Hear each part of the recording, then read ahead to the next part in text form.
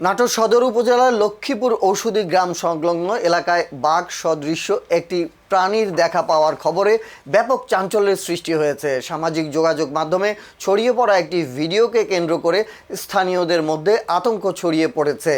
তবে বন বিভাগ ও বন্যপ্রাণী বিশেষজ্ঞরা বলছেন, ভিডিওতে দেখা যাওয়া প্রাণীটি রয়্যাল বেঙ্গল টাইগার নয়, এটি বড় আকৃতির শিয়াল বা শিয়াল জাতীয় কোনো বন্যপ্রাণী হতে পারে। রোববার 21 জুন সন্ধ্যার আগে সদর উপজেলার ঔষধি গ্রামের আমিরগঞ্জ বাজার সংলগ্ন সড়কের পাশে একটি ভুট্টা ক্ষেতের মধ্য দিয়ে প্রাণীটিকে হেঁটে যেতে দেখেন স্থানীয়রা। এ সময় শহীদুল্লাহ নামে এক যুবক দূর থেকে প্রাণীটির ভিডিও ধারণ করেন। ভিডিওটি দ্রুত সামাজিক যোগাযোগ মাধ্যমে ছড়িয়ে পড়লে এলাকায় বাঘ আতঙ্ক ছড়িয়ে পড়ে।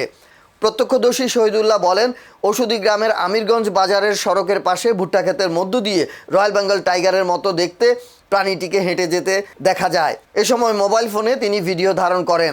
তথ্যটি ছড়িয়ে পড়লে 1 থেকে 150 মানুষ সেখানে জড়ো হন। লোকজন ধাওয়া করলে প্রাণীটি ভুট্টা ক্ষেতের মধ্যে ঢুকে পড়ে।